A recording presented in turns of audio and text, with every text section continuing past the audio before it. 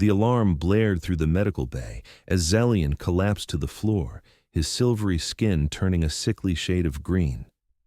The human patient on the examination table leaned over with a confused expression, looking at the unconscious alien nurse sprawled across the pristine white floor. "What's happening?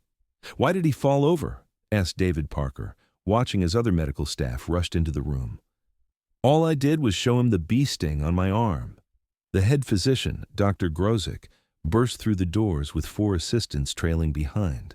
Her tentacle-like appendages quickly checked Zelian's vital signs, while her 3 eyes darted between the unconscious nurse and the bewildered human.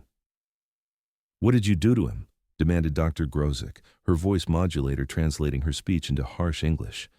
"Nothing," David protested, holding up his arm. "I just showed him this bee sting I got this morning. I came in because it was swelling more than usual." The doctor's upper eye widened dramatically. "A bee sting? You brought hymenopteran venom into my facility?"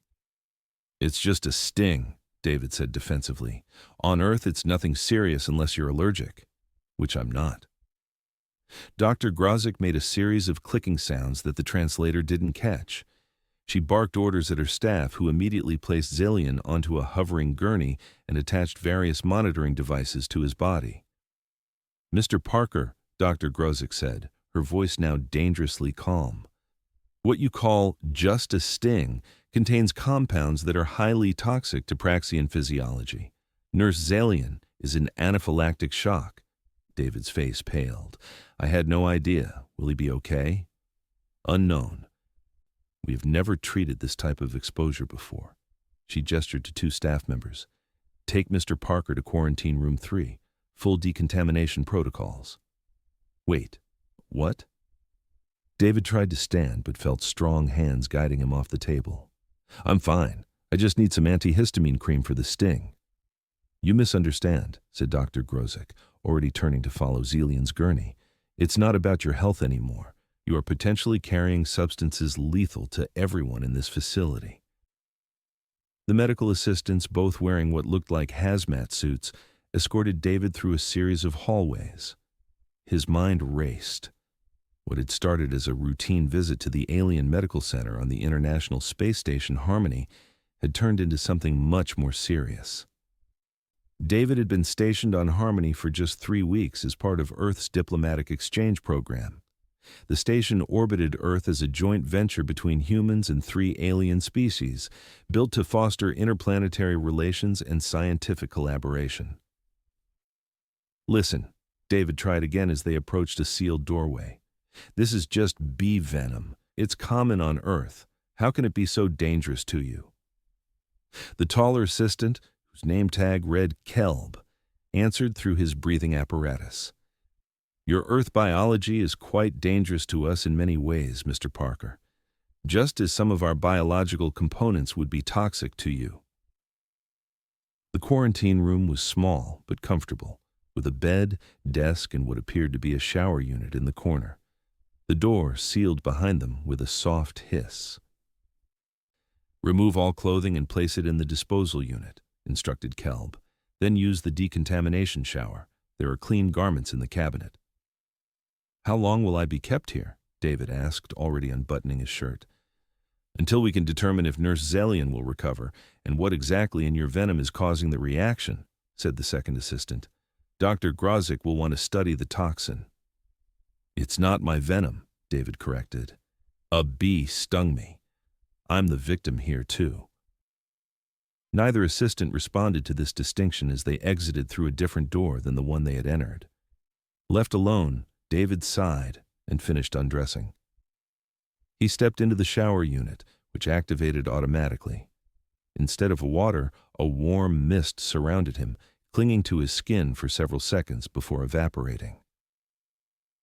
The process repeated 3 times before a green light indicated he could exit. Dressed in the provided gray jumpsuit, David sat on the bed and wondered what was happening to Zelian. The nurse had been friendly during David's orientation to the station, patiently explaining how humans could access medical care in space. Now he was fighting for his life because of something David had unknowingly brought into the medical bay. Hours passed with no word. David tried using the room's communication panel but found it would only connect to emergency services. Finally, the door slid open and Dr. Grozik entered, now wearing a protective suit similar to what the assistants had worn. "How is Zelian?" David asked immediately. "Stabilized, but in critical condition," she replied. Her top eye remained fixed on David, while her lower two eyes blinked in alternating patterns, a sign of stress in her species. "We need to extract a sample of the toxin from your sting site." "Of course," David rolled up his sleeve. The sting area was still red and swollen. "Will this help create an antidote for him?" "Potentially." Dr. Grozik approached with a device that looked like a small vacuum with a glass collection chamber. "This will extract tissue samples and any remaining venom." She paused. "It will be painful." David nodded. "I understand. Do whatever you need to." The device touched his skin and activated with a high-pitched whine. Pain shot through David's arm, far more intense than he expected. He gritted his teeth but didn't pull away. The procedure lasted only 30 seconds, but it felt much longer. "Thank you for your cooperation," Dr. Grozik said, securing the sample. "Most humans would have complained more loudly about such pain." "Most humans would feel responsible if someone collapsed because of them," David replied, rubbing his now throbbing arm. "Even if it was unintentional." Dr. Grozik made a sound that might have been appreciation. "I will have someone bring you medical supplies for your wound. You will remain in quarantine until we complete our analysis." "How long will that take?" "Unknown. We have never encountered this specific toxin before." She moved toward the door. "Rest. I will update you when there's news." After she left, David paced the small room, feeling helpless and guilty. The station's artificial day-night cycle dimmed the lights eventually, but sleep eluded him. The next morning, or what passed for morning on a space station, David awoke to find a tray of food had been delivered while he slept. As he ate, the door opened again, revealing a different alien doctor. This one was Battalion, with a humanoid shape, but skin that rippled with bioluminescent patterns. "Mr. Parker, I am Dr. Lunel. I have been assigned to monitor your condition while Dr. Grozik focuses on Nurse Zelian." "Is there any change in his condition?" David asked. "He remains stable but unconscious. The venom appears to attack praxian neural pathways in ways we don't fully understand." Dr. Lunel approached with a scanning device. "May I examine your sting site?" David extended his arm. "Of course." The scanner hummed as it passed over his skin. "Interesting," muttered Dr. Lunel. "Your body is neutralizing the remaining venom naturally. That's how it works for most people. Unless you're allergic, bee stings just hurt for a while, then they heal." "A remarkable adaptation." Dr. Lunel's skin flickered with blue patterns indicating curiosity. "Humans evolved alongside these venomous creatures?" "Bees, wasps, hornets, and lots of other stinging insects," David explained. "Most aren't trying to hurt us. Bees only sting if they feel threatened."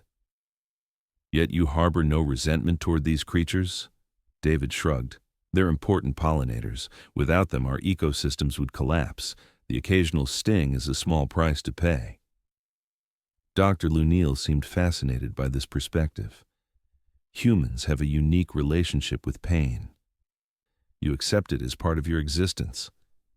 "I wouldn't say we like it," David clarified. "We just understand that some discomfort is inevitable." "Perhaps this explains why your species has adapted so quickly to space travel." Dr. Lunel finished his scan. "Your sting is healing well. I believe you can be released from quarantine soon, once we decontaminate your quarters." "What about Nurse Zelian?" Dr. Lunel's skin pattern shifted to a more somber purple. "His condition is complex. Dr. Grozik has requested assistance from the Praxian medical vessel that will arrive in 2 days." 2 days? David felt his stomach sink. Is that soon enough? "We have him in stasis to slow the progression of symptoms." Dr. Lunel moved toward the door. "Dr. Grozik believes he can be maintained in this state until help arrives." After Dr. Lunel left, David spent another restless day in quarantine. The isolation gave him time to think about how little he knew about alien biology, despite the extensive training all exchange program participants received.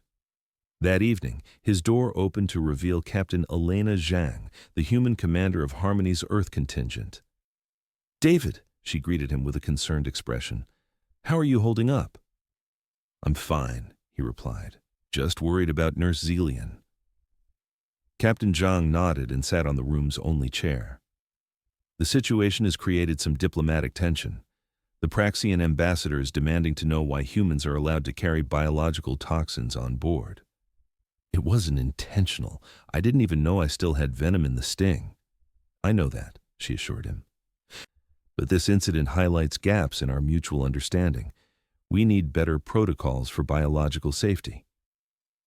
David ran a hand through his hair. "So what happens now?" "Dr. Grozik has requested permission to study Earth's stinging insects more thoroughly. She believes there may be medical applications once they understand how to neutralize the toxic effects." "That sounds positive." "It is." Captain Zhang stood.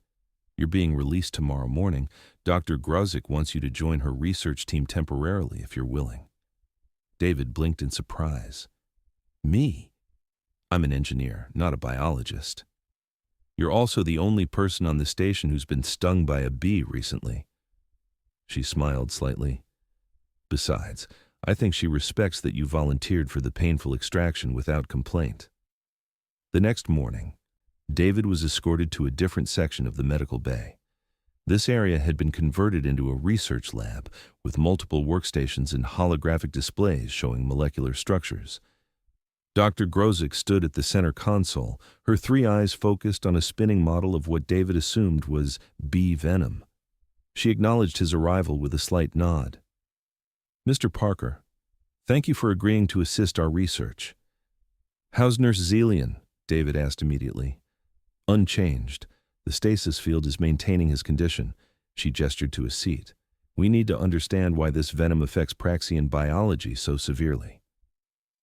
For the next several hours, David answered questions about Earth's stinging insects, watched as they analyzed the venom sample taken from his arm, and provided additional tissue samples for comparison. Despite his lack of medical training, he found the work fascinating. "The molecular structure is unlike anything in our database," explained one of the researchers, a battalion named Varys. "It targets specific neural receptors that are common in Praxian physiology, but rare in other species." "Could it be used as a weapon?" David asked, the thought suddenly occurring to him. The lab fell silent. Dr. Grozik's eyes all focused on him simultaneously. "A legitimate concern," she finally said. "One the Praxian government has already raised." "I didn't mean—" "We know," Dr. Grozik interrupted. "But it explains why this incident has created such diplomatic tension. Anything that specifically targets one species raises security concerns." The work continued into the evening. David was about to suggest taking a break when alarms began blaring throughout the medical bay. "What's happening?" he asked as the research team rushed to monitoring stations. "It's Zelian," Dr. Grozik said, her voice modulator unable to hide her concern. "The stasis field is failing." They hurried to the intensive care unit where Zelian lay surrounded by medical equipment. His silvery skin had now turned almost completely green, with dark veins visible beneath the surface.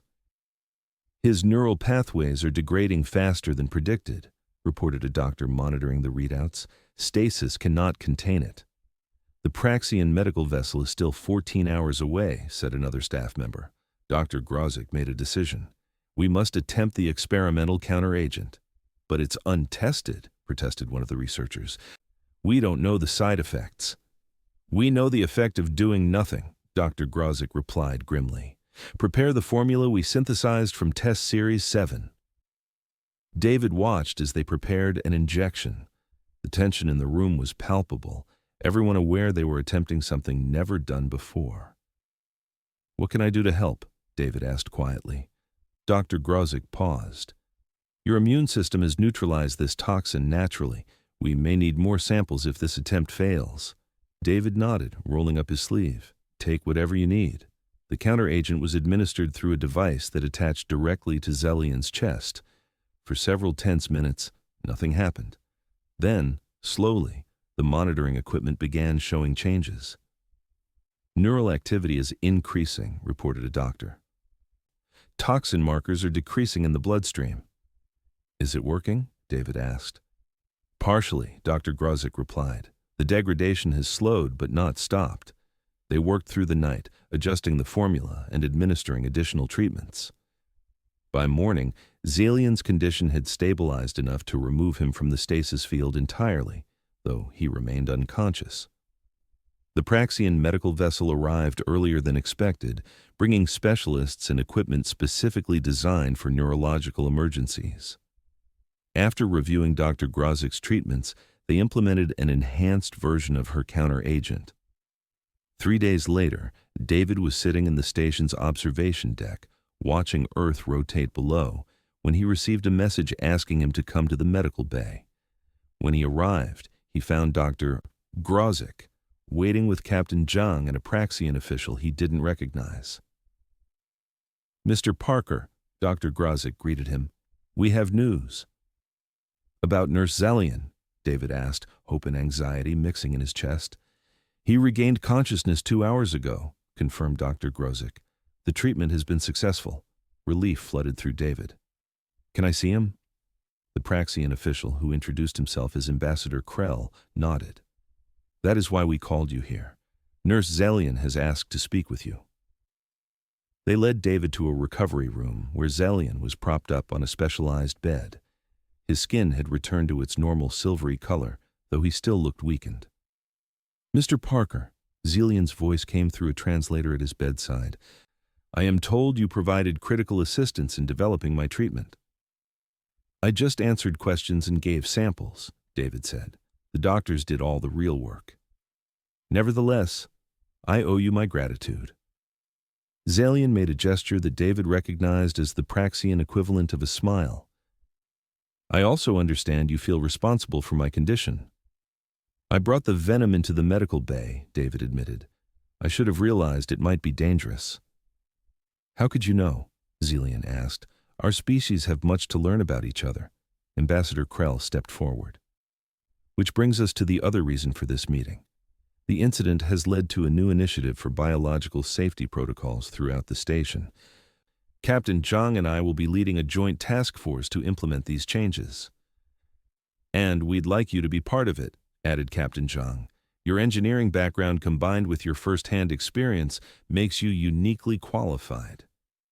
David looked from the captain to the ambassador in surprise. "You're not sending me back to Earth?" "Quite the opposite," said Ambassador Krell. "This incident has revealed important gaps in our knowledge. The task force will address not only safety concerns, but also potential medical applications of Earth's biological compounds."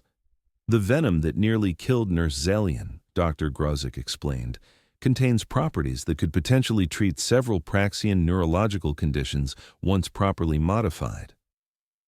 Over the next few weeks, David split his time between his regular engineering duties and the new biological safety initiative.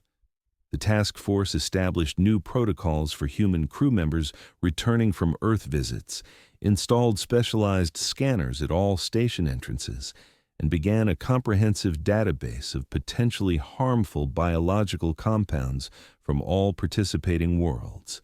1 month after the incident, David was helping install new air filtration systems when he received a notification that someone was waiting for him at his quarters.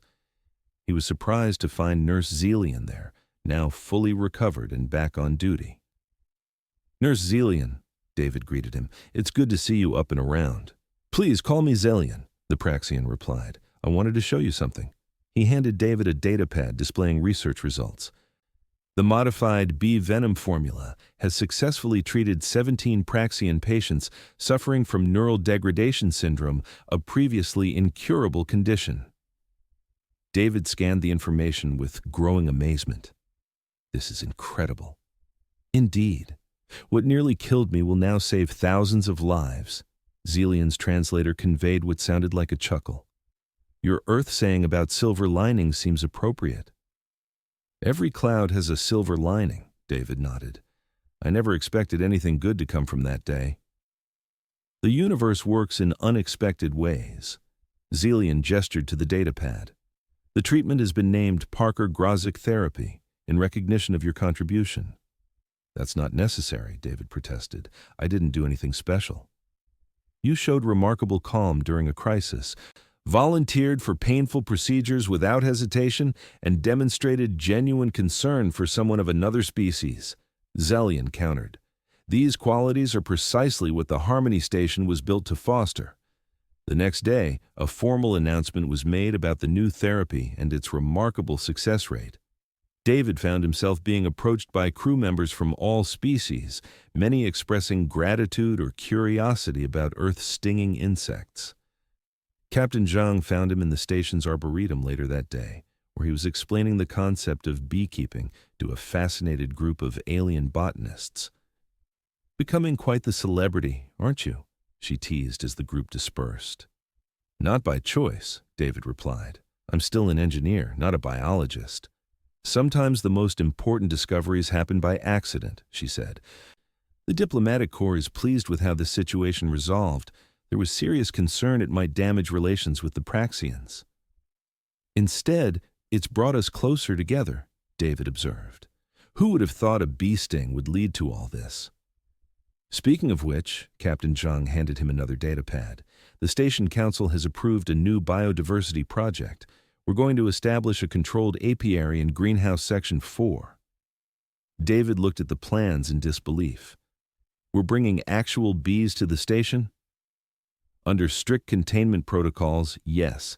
Their pollination capabilities will enhance our food production, and the research team can study the venom production process directly. She smiled. They've requested you as project liaison. But I'm not an expert on bees. Neither is anyone else on this station. But you've shown good judgment and adaptability. She patted his shoulder. Besides, who better to explain that it's just a sting if someone gets nervous? 6 months later, David stood in protective gear before a small specialized beehive in the newly expanded greenhouse section. Behind observation glass, researchers from 3 different species monitored the insect's behavior with fascination. Beside him, Zelian, now promoted to head of xenobiology research, adjusted his own protective suit.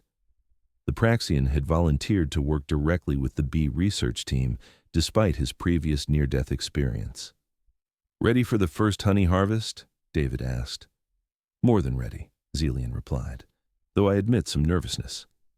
That's natural, David assured him. But we've taken every precaution.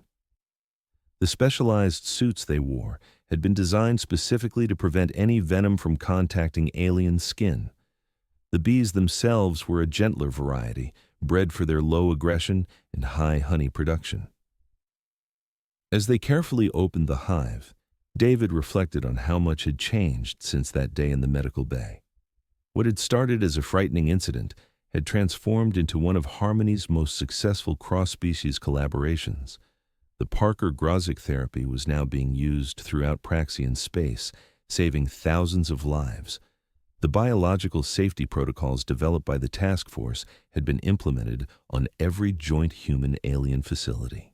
And here they were, intentionally bringing the very creatures that had caused the problem onto the station, but this time with understanding and preparation.